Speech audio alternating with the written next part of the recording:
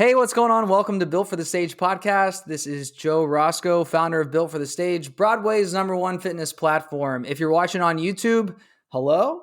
You can see our guest as well, Daniel Assetta. Hey, Daniel, how are you? Hi, good, So, thanks. It's really lovely to be here. so nice to have you on the pod. For Thank everyone that's you.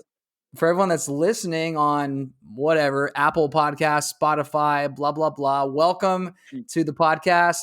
Thanks to our producers, Broadway Podcast Network. If you want to check them out, you can go to bpn.fm. If you haven't tried out Built for the Stage yet, you can check out the website, builtforthestage.com, or click the link in the description of this episode. If you want to follow Dan on the gram, you can go to D Assetta. I'm saying that right, correct? Assetta? Yeah, uh-huh. Okay. Good. That's Dassetta. You also can see that in the description of this episode. You can also see his website. You can go to his YouTube. So if you leave this interview loving Daniel, which I'm sure you will, just check out the description of the episode and you can get to know him even more. So let's get to know you. Let's rewind to young Daniel and go to like some boom, boom, boom, pleather pants. Can we talk about that? So everyone listening, today is, let's see, it's April 29th currently, and it's International Dance Day, and Daniel posted this phenomenal video of him as a young performer dancing in these pleather pants, giving us all the sass, all the amazement. He's being a little embarrassing, but it is so fierce. So make sure you check that out. Tell us about who that young Daniel was. Oh, that young little boy. I started dancing when I was like 3. I kind of knew from a very young age that it was exactly where I wanted to be, what I wanted to do with my life. And I became obsessed with performing, and I wanted to kind of do everything that I could. I entered all these competitions. I had the most loving and supportive parents, and they didn't pressure me at all. It was all me that wanted to kind of jump up there and do it. And Yeah, that's basically my passion. Started from when I was little, and that video is definitely a little glimpse into the fierceness and how hard I used to go when I was a child. I think I was like 12 or 11 in that video. And that was actually like this big competition called Australian Dance Idol. And it was like a national sort of competition where they were searching for sort of the best dancers in like 3 sort of like age categories. And I actually ended up winning my category, which was the junior division. Yes. And believe it or not, the prize option for me was to either go to New York, a trip to New York. But back then, obviously, my mum was like, I don't know about just like sending my other 12-year-old son to New York. Or it was $5,000. And so I was like, I want to go to New York. I want to go to New York. And my mom was like, you're taking the money. Right. And we're putting that in the bank account for something to invest in you for. Exactly. Well, for more training. Yes. There you go. There you go. Yeah. So for everyone listening, you can blatantly obviously see it in the title that you clicked on to even listen to this. But I was so excited to talk about the pleather pants that Daniel is joining us from Australia. If you're watching on YouTube, you can see the nice brightness of Daniel's screen. And then over here, you can see that, there's some mood lighting going on over at Coach Joe's place. And it's 10 p.m. here. Pretty good mood lighting, though. Right. I got my nice ring light here just blinding me, and then just a little bit of a lamp behind. But we're going to get into the Hamilton production that's going on in Sydney. But I wanted to know from that video, all joking aside, how early did you start proper training? Was it then? Were you already taking dance? Like, Yeah. you had made up your little young mind, like, I'm in this, like, we're Oh, going. pretty much. Yeah. The dance school that I grew up training at when I was young had lots of opportunities and lots of amazing choreographers and teachers come in and train us. So from a very young age, I was exposed to opportunities that many young people don't get to do. Um, we had choreographers like pull us out of class and like put us behind an artist on So You Think You Can Dance at like 13 years old, um, which is crazy. And I got to dance at like award shows and things like that. And very early on, probably around that sort of same age as well, I got to sort of be in the children's chorus for numerous operas at the Sydney Opera House, as part of our Australian opera company, Opera Australia. And so as a child, I was already kind of getting a taste of what performing in a professional atmosphere was like. And I knew from what, even just like watching the adults, I remember looking at them and being like, oh, these people actually do this for a job. Like, they've grown up now. They're not kids like me, and Yeah. and they're actually doing this as a job that they are earning a living and providing for their family or whatever. But like, this was something that is real, and it's something that can continue past just kind of dancing as a kid. And so seeing that inspired me. And then I kind of found my love for musical theater when I watched The Lion King, um, the musical, when it came to Sydney. And I saw that at a very young age. And I just remember watching the show and just being in awe of what was going on. And I just was like, this is the world that I want to be a part of. Yeah. Between yourself and maybe your peers, growing up in Australia, were the performers that you looked up to mostly from Australia, like these, like Lion King that you said, or the Opera House, or did you grow up listening to Broadway cast albums? Like how Mm. is it for a young person in Australia who's interested in theater? Yeah, I think definitely I listened to a lot of cast recordings as a kid, and that kind of also fueled my love for theater. But I think as times I think times are very different now with access to the internet, obviously. But as I grew up and I started getting into my teenage years, I was on YouTube watching Broadway performers. I'm obsessed with Jeremy Jordan, low key. Um, um, that was kind of like my like teenage years. I was just like, wow, what a voice. I want to be able to sing like that. I want to be able to perform, you know, to that caliber. And so, people from America and in the Broadway community definitely inspire over Mm. here in Australia, because we also, um, as much as there are bits of Australian theatre that get created here, a lot of, the big shows like Hamilton and, Wicked and stuff like that, they get to come to Australia, and the creative teams come here, and so we know that happens, and so I think we also, like, the minute something comes out in America, we kind of all jump onto it and we're like, what is this? What is it?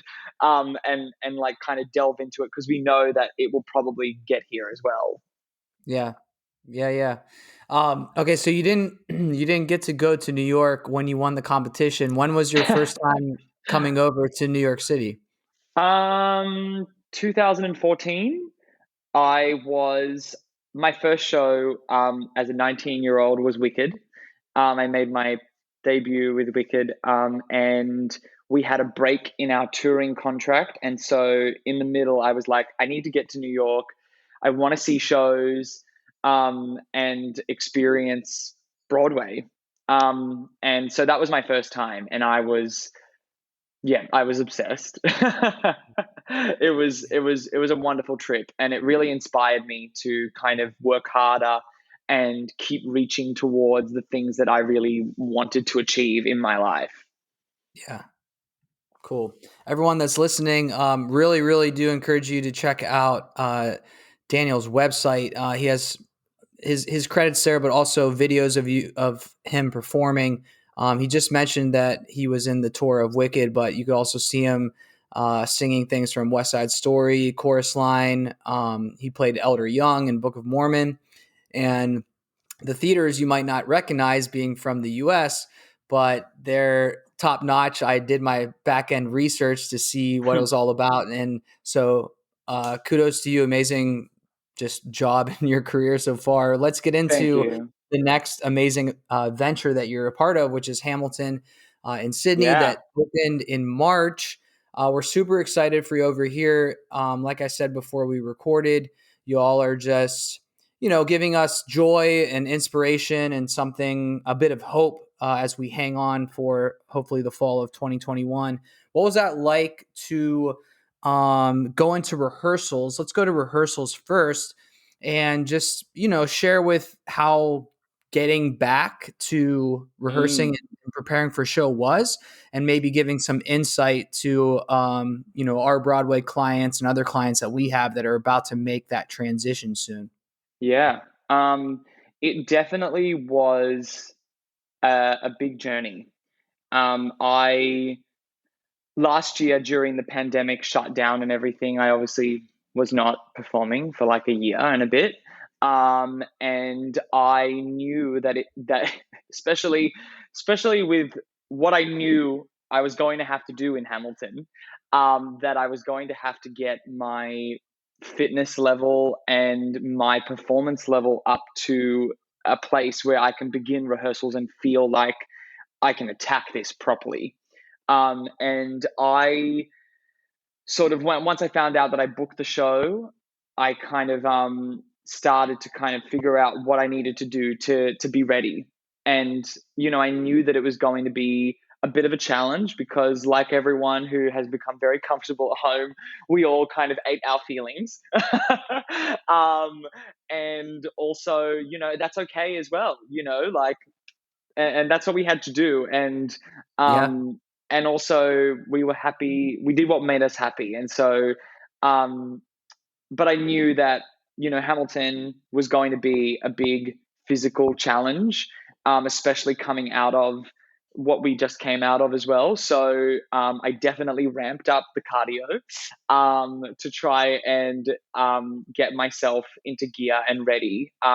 The team also put together a little bit of a plan for us. They called it the Bulletproof Program. Mhm. um, and it was essentially Love lots that. of, yeah, it was great. It was great. It was just like a guide essentially for, some stretching things that we should be kind of doing on a daily basis, little exercises, getting some yoga in, getting some strength training in, getting some cardio in, just so that we're preparing our bodies for, a mammoth show. Um, and rehearsals was still a shock, even though I felt like I was ready, mainly because the content in Hamilton is just so huge. Um, and you're dancing on the revolve, and you're jumping and you're lunging, and there's just so much going on. Yeah.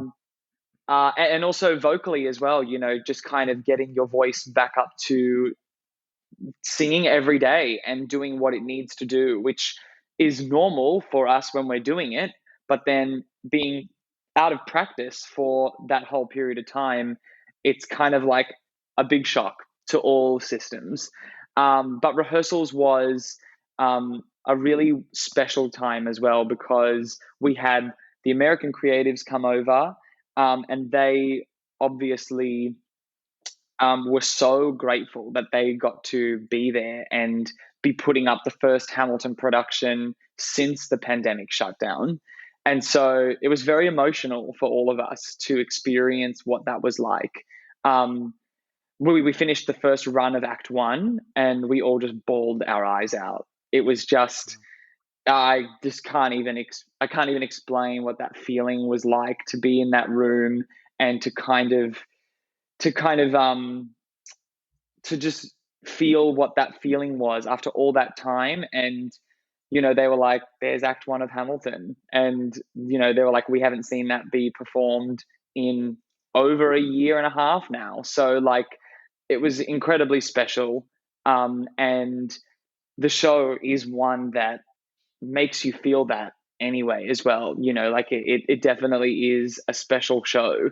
And so to do that after the year that's been as well, it's a combination of just we were all very grateful. And, the fact that we could be a beacon of hope for the American Broadway community. We definitely felt the weight of it. Yeah. Yeah. So fast forward to getting close to opening. What kind of protocols backstage were you having to follow under this, new guidelines under the pandemic and the audience experience? What was that like to open the show? So we were very fortunate. We actually did our first preview to 100% capacity, um, which that is all credit to, our New South Wales government and, all the protocols that were put in place. But also we had Frozen open here in Sydney a bit earlier, and they had a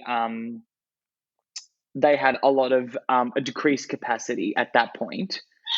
Um, but Yeah, so we were very lucky because there were many, many, many things that they put into place, like masks. Everyone in the audience is wearing masks.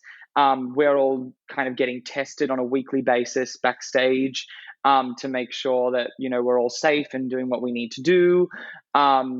So there are a lot of different little things that are in place, but I mean it's a small price to pay when we get to do a full capacity show of Hamilton.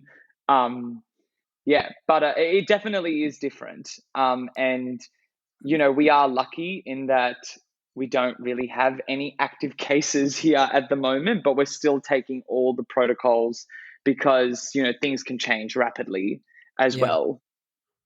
As far as the protocols go, are most of them just second nature now, or are there some where you're like, oh, I got to do this again? um, I mean the I guess like it has become like normal now, like we enter stage door, everyone's got their Hamilton mask that we just kind of put on, walk to our dressing rooms and all of that kind of stuff, and there's sanitizer everywhere. And we have two zones in the theater. So we've got like zone A, which is um, the front of house, ticketing, ushers, and all of that. And none of those people are allowed to cross into the backstage zone. And that's the same vice versa. So if like dance captains or swings want to see the show, they have to put on all the protective sort of gear, like gloves and the little booties over their shoes and a mask and stuff, so that they can take notes. But Yeah, they keep Yeah. both zones very separate so that in case something does break out in the audience, the cast and the crew are completely separate. Yeah. Okay, that makes sense. I have, let's see, I have a handful of clients in Moulin Rouge, and I also Mm. have a friend that is one of the stage managers there. And for the longest time before the announcement of like, hey, Corona is in the United States, the stage manager was sharing with me like, yeah, it's crazy. Every day we got multiple people out. Everyone's sick. We're just having to make do. And then finally, weeks or a month later, we realized that coronavirus probably had spread through the entire cast of Moulin Rouge Oh without them. yeah. But a lot of I can't remember if it was their show or another show. It stemmed from an usher. So that's interesting that you're saying that zones A and B are always separated. So Mm. that's super important. Yeah, Um, it definitely is. And I mean, I know that the theaters here in Australia, they're quite big. Like the foyer and all of that area, like there's enough space in our, like it's like the Broadway theaters, some of them that I've been into, like where you kind of like walk in and you're there. It's very different here. Like the theater that we're performing in Sydney is it's big. The foyer is massive. And there's lots of like room for a lot of that. But they have been like bringing people into the audience in small increments, and also like letting each aisle kind of leave the theater one aisle at a time, just to avoid all of the congestion. yeah. They're doing everything they can, and it's really great that that it meant so much to them to think about all of that so that we can do it.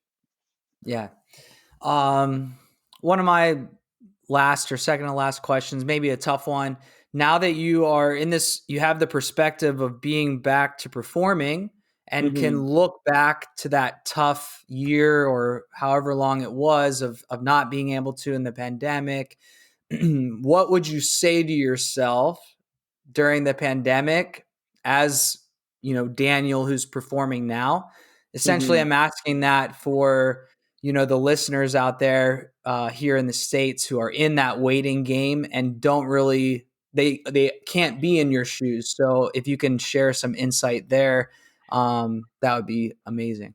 Yeah, I think the the reason why we love to perform and that feeling that we get when we do it, is the thing that I want to tell my year ago self to remember, because when that feeling comes back, that's something um, that is the thing that we love and we crave it, especially if that's what we're wanting to do our whole lives. And I think that hope of kind of doing that and feeling that, and also my appreciation for every aspect in the show has just like blown into huge proportions, because we know how hard everyone works, and when everyone gets to do what they want to do again, it's very emotional.